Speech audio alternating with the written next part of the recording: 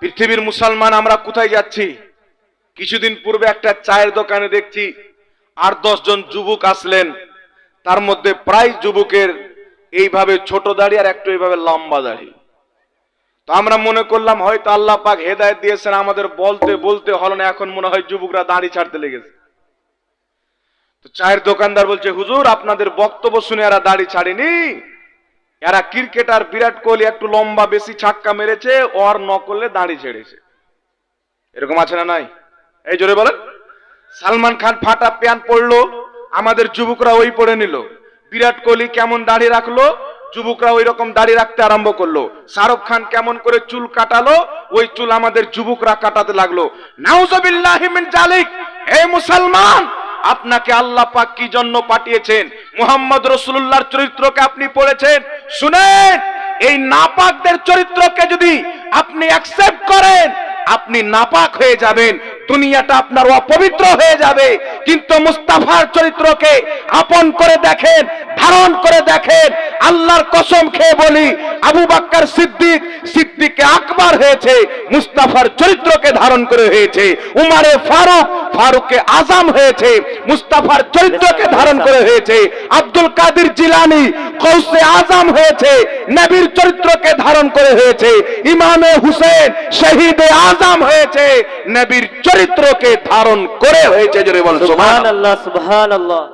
একমাত্র রাসূল সাল্লাল্লাহু আলাইহি সাল্লামের চরিত্র যে আপনাকে কামিয়াব করতে পারে, আল্লাহর ওলি বানাতে পারে। একটু জোরে হবে না সুবহানাল্লাহ? দুনিয়ার কোন চরিত্র, দুনিয়ার কোন ব্যবহার, দুনিয়ার কোন কালচার মুসলমান আপনাকে কামিয়াবি দিতে পারে না। আজ পৃথিবীর মাটিতে কত মুসলমান আছে ভাই? একটু জোরে বলেন, কোটি কোটি আছে না নাই?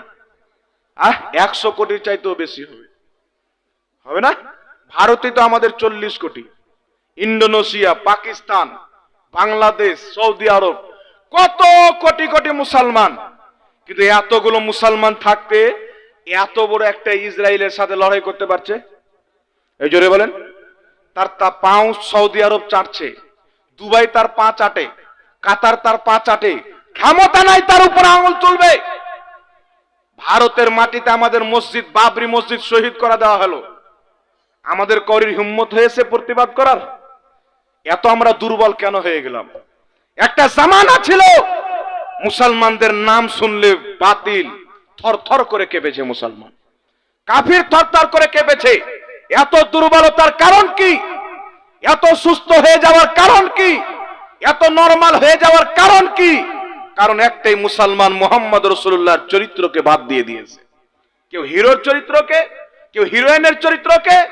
আমার আপনার নবীর মেয়ে ফাতেমা যখন বাড়ি থেকে বের হতেন তো পর্দা করে বের হতেন। আমার আপনার মেয়ে যখন বাড়ি থেকে বের হয় তো লিপস্টিক লাগিয়ে বের হয়। আছে নবীর মেয়ের মতন চরিত্র আমাদের মেয়ের আছে? আমার আপনার নবীর মেয়ে সারা দিন কাজ করেছেন, রাত্রিবেলা ইবাদত করেছেন। আর আমাদের মা বোনেরা সারা দিন খেলে, সারা দিন আপনার মোবাইলই টাইম পাস করে দেয়। বাড়ি থেকে বের হয়, একটা ধর্মীয় প্রতিষ্ঠান দেখে আফসোস হয়। আপনি যান, ছোট ছোট দোকান বসে আছে, মহিলারাকে বেশি পাবেন। আর এই মহিলাদের পিছন পিছন কিছু যুবকরাকেও পাবেন, মেলা ঘোরা হবে, মহিলা দেখা হবে। এরকম নাপাক নিয়ত নিয়ে অনেক কেউ জালসাতে আসে না, মিথ্যা কথা বলছি বাবা। সুধার করতে হবে, নিজের চরিত্রকে পরিবর্তন করতে হবে। স্মরণ করেন আজ থেকে 1450 বছর পূর্বের কথা, যখন বদরের যুদ্ধ সংগঠিত হয়েছিল। আমার আপনার নবী সাল্লাল্লাহু আলাইহি ওয়াসাল্লাম মাত্র 313 জন সাহাবাকে নিয়ে আছেন। হাজার হাজার সামনে কাফের, কাফিরদের প্রত্যেকের হাতে অস্ত্র, সবাই সাওয়ারিতে চেপে এসেছে। সাহাবার কাছে সাওয়ারি কম, অস্ত্র কম। 313 জন হাজারো কাফিরের সামনে কোনো ভয় নাই, নেমে পড়েছেন। আল্লাহর নবী দোয়া করছেন, আল্লাহ আজ যদি এই 313 জন সাহাবী জয় না লাভ করতে পারে, আল্লাহ এই জমিনের মাটিতে কোনোদিন তোমার ইবাদত হবে না। আমার নবী দোয়া করছেন। আল্লাহ বলছেন, মুস্তাফা চিন্তা করতে হবে না, হাজারো কাফির আছে, তাদের আদর্শ হচ্ছে শয়তানের মতো, তাদের আদর্শ হচ্ছে দুনিয়াদারের মতো। আর 313 জন সাহাবী, তাদের আদর্শ হচ্ছে মুহাম্মদ তোমার মতো। সুবহানাল্লাহ। এদের চরিত্র তোমার মতো, ব্যবহার তোমার মতো, এদের চলা তোমার সুন্নাত, বলা তোমার সুন্নাত, উঠা তোমার সুন্নাত, ইবাদত তোমার সুন্নাত। এদের প্রত্যেকটা কালচারে তোমার মোহাব্বত ভরা আছে, তোমার আদর্শ ভরা আছে। মাহবুব সারা পৃথিবীর কাফির যদি একদিকে হয়ে যায়, তোমার 313 জন সৈনিক একদিকে থাকবে, আমি আল্লাহ ফারিস্তাকে পাঠিয়ে 313 জনকে জয়দান করব। বলেন সুবহানাল্লাহ। পৃথিবীর ইতিহাস সাক্ষী আছেন, ওয়াল মুসলিম পর্যন্ত হয়রান, হাজারো কাফিরের সামনে মাত্র 313 জন সাহাবী। কতজন বাবা? মাত্র 313 জন সাহাবী ময়দানে নেমেছেন। যেমনই ময়দানে নেমেছেন, আল্লাহু আকবার কবিরা, ফারিস্তাল আপনার সাহাবা তলোয়ার উঠায়, ফারিস্তার গর্দান আপনার ফারিস্তারা গর্দান মেরে দেয়। সাহাবা তলোয়ার তুলে ফারিস্তা গর্দান উড়িয়ে দেয়, সাহাবা তলোয়ার তুলে ফারিস্তারা কেটে দেন। সাহাবা হয়রান হয়ে গেলে, তলোয়ার তুললাম গলা কেটে গেল মারার পূর্বে, ওয়ার করার জন্য তলোয়ার উঠালাম, গর্দান আগেই চলে যায়, অবাক হয়ে গেলেন। যুদ্ধের পর বলছেন, ইয়া রাসূলুল্লাহ, আজকে আমরা যুদ্ধ করলাম তো অবাক, আশ্চর্যজনক ঘটনা। কি ঘটনা? বলে তলোয়ার তুলতে দেরি, গর্দান উড়তে দেরি নাই, মারার আগে গর্দান শেষ। নবী পাক বলছেন, সাহাবী, তোমরা যখন যুদ্ধের ময়দানে আল্লাহ আল্লাহ রাসূলের মোহাব্বত নিয়ে নেমেছো, আল্লাহ শত শত ফেরেশতা পাঠিয়ে তোমাদের সাথে সৈনিক বানিয়ে দিয়েছে। জোরে বলতে হবে সুবহানাল্লাহ। আজ কেন আসে না আমাদের মাদাদ ভাই? আজ কেন আমাদের দুর্দশা? এই মুসলিম জাতি শিক্ষার দিক দিয়ে পিছিয়ে, পর্দার দিক দিয়ে পিছিয়ে। মুসলমানের বাড়িতে সিনেমা হল তো চলে, কিন্তু 5 ওয়াক্তের নামাজ হয় না। আল্লাহর হাবিব বলছেন, ওই বাড়িটা বাড়ি নয়, ওই বাড়িটা হচ্ছে কবরস্থান, যেই বাড়িতে নামাজ হয় না। একটা বাড়িতে 4 জন মহিলা আছে, শাশুড়ি আছেন, বেটি আছেন, 2টা বৌমা আছেন, আফসোসের কথা একটাও নামাজি নাই। এইরকম ফ্যামিলি আছে না নাই বাবা? জোরে বলেন। একটা বাড়িতে 4টা 5টা 8টা 10টা ছেলে আছেন, একজন বাবা আছেন, 4টা ছেলে আছেন, তাদের ছেলে আছেন, তার মধ্যে একটাও নামাজি নাই। কিছু লোক মনে করে, হুজুর একটু বয়স হোক নামাজ পড়বো। আর এখনো যদি তুমি নামাজ না পড়ো, বয়স হওয়ার পর তোমাকে আল্লাহ তৌফিক দিবে? কোনোদিন তৌফিক দিবে না।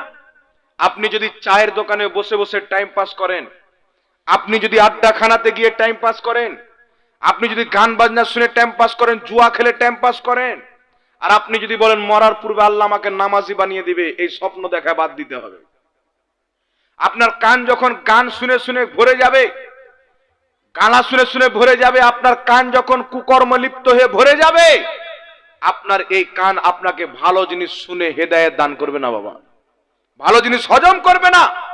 একটা মাদ্রাসার তালবে ইলম যখন খাতা লেখে, খাতাটা যখন পরিপূর্ণ হয়ে যায়, সেই খাতা পরিপূর্ণ হওয়ার পরে যদি কিছু লেখা যায়, বুঝা যাবে?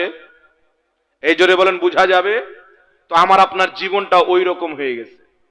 পাপ করে করে, নামাজ ছেড়ে ছেড়ে, বেপরদা ঘুরে ঘুরে আমাদের অন্তর এত ময়লা হয়ে গেছে যে হুজুর যতই বলুক, এই অন্তরে আমাদের কথা কিন্তু বাবা বসে না। বসে? এখানে অনেকজন বসে আছেন, কয়েকটা যুবক আছে, কত সুন্দর চেহারা, কত সুন্দর চেহারাতে দাড়ি, কিন্তু 50-60 বছরের বাবা আছেন, চেহারাতে দাড়ি নাই। একে যদি বলেন, বাপজি কতদিন বাঁচবেন, নবীর সুন্নাতটা সাজান, কতদিন হারাম কাজ করবেন, বলবে বাবা দাড়ি ছাড়লে চুলকায়। আর ফারিস্তা যখন মুখ কালিয়ে মারবে, তখন চুলকানি কোথায় যাবে আপনার? সব চুলকানি আপনি ভুলে যাবেন। এই জাতির লজ্জা শরম নাই। আল্লাহ স্পষ্ট কোরআনে বলেছেন, আমার নবী উত্তম চরিত্রের অধিকারী। নবীর চেহারাতে দাড়ি ছিল, আপনি চেহারাতে দাড়ি সাজান, আল্লাহর কসম খেয়ে বলি, দুনিয়ার কেউ যদি অপছন্দ করে, দুনিয়াকে সৃষ্টি করনেওয়ালা খোদা পছন্দ করবে। সুবহানাল্লাহ, সুবহানাল্লাহ। আপনার চেহারা আল্লাহ পছন্দ করবে। আপনি কাকে হুসন দেখাচ্ছেন?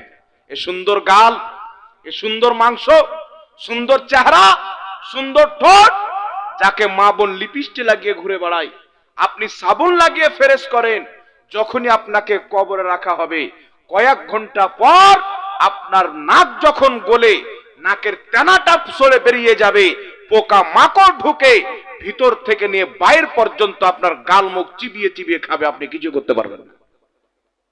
কিছু লোককে বলেন নামাজ পড়ুন, চরিত্রকে বদলান, ওই লোকটা বলবে হুজুর এখনো তো বয়স আছে, এখন আমার বয়সই কি হলো, 40 বছর হলো, 50 বছর হলো, এইরকম বয়স নিয়ে আমরা চিন্তা করি। আরে আপনি যে চেহারা নিয়ে ফখার করেন, আপনি যে দেহ নিয়ে ফখার করেন, আপনি একবার কবরের মাটিতে যান। আল্লাহর কসম খেয়ে বলি, রাস্তাতে যেমন কুকুর মরে যায়, 2-3 দিন পর ওই কুকুরের বডিতে যেমন পোকা মাকড় লেগে চিবিয়ে চিবিয়ে তাকে খেয়ে নেয়, গন্ধ বের হয়, কুকুরের দেহুর চাইতে বেশি গন্ধ আমার আপনার দেহুতে বের হবে। যদি কবরকে খোলা হয়, কোন মানুষ তার পাশে টিকতে পারবে না। এই সুন্দর গাল চিবিয়ে চিবিয়ে পোকা খাবে, সুন্দর চোখ, যাতে আপনি কাজল ব্যবহার করেন সুরমা, এই চোখের মণিগুলি পোকামাকড় চিবিয়ে চিবিয়ে খাবে। সুন্দর দেহ বডি পোকামাকড় চিবিয়ে চিবিয়ে খাবে। আপনি ওই কবরে গিয়ে কি করবেন? যে কবরে আপনার শ্বাস চলবে না, আপনি নিজের হাতে গোসল করতে পারবেন না, নিজের হাতে পোশাক পরতে পারবেন না, নিজের হাতে গোসল করে আপনার জায়গায় কবর যেতে পারবেন না। একবার চিন্তা করেন মুসলমান, অন্তরে হাত রেখে ভাবেন, একটু চিন্তা করেন, আপনার ওই অন্ধকার কবর, যেখানে বাপ নাই, মা নাই, আত্মীয় স্বজন কেউ নাই, সহযোগিতার কোনো ব্যক্তি নাই, চতুর সাইডে মাটি, অন্ধকার কবর, আপনি দুনিয়াতে আত্মা যখন বেরিয়ে যায় গোসল করতে পারেন না, আপনি কবরে গিয়ে কি করবেন বলেন? আপনার গালের মাংস পোকা চিবিয়ে চিবিয়ে খাচ্ছেন, আপনি দেখতে পাবেন, কষ্ট হবে, আপনি পোকা ভাগাতে পারবেন না। আপনার চোখের বুন্দিগুলি বড় বড় পোকা ছগল মেরে মেরে খাবে, আপনি দেখতে পাবেন, কষ্ট হবে, আপনি কিছু করতে পারবেন না। আপনার সুন্দর দেহ, যাকে প্রত্যেকদিন সাবুন শ্যাম্পু দিয়ে মালিশ করে সাজান, সেই অন্ধকার কবরের মাটি চিবিয়ে চিবিয়ে খাবে, পোকা চিবিয়ে চিবিয়ে খাবে, আপনি ওই সমাতে কিছু করতে পারবেন না, দেখবেন কষ্ট হবে। আর আল্লাহর কসম খেয়ে বলি, আজ যদি আপনি নবী মুস্তাফার সচ্চা গোলাম হয়ে যান, নবী মুস্তাফার সচ্চা মাননেওয়ালা হয়ে যান, নবীর সুন্নাতে চলনেওয়ালা হয়ে যান, নিজের চরিত্রকে নবীর মতো বানিয়েলেন, নিজের ব্যবহারকে নবীর সুন্নাত মোতাবিক করেলেন, আমি চ্যালেঞ্জ দিয়ে বলছি, আজ থেকে প্রায় 550 বছর পূর্বে বারেলি শরীফের মাটিতে একজন আল্লাহওয়ালাকে দাফন করা হয়েছিল। 550 বছর পর তিনার মাজারকে যখন শহীদ করা হলো, তিনার দেহ এবং কাফন যেমন রেখেছিল, তিনার কবরে তেমন 550 বছর পর আল্লাহ হিফাজতে রেখেছেন। বল সুবহানাল্লাহ। সুবহানাল্লাহ। কাফন পর্যন্ত ময়লা হয়নি। কেন? তারা নিজের চরিত্রকে মুস্তাফার মতো বানিয়েছেন। আল্লাহ আমাদের জন্য আইডিয়াল মডেল বানিয়ে আল্লাহ নিজের হাবিবকে পাঠিয়েছেন।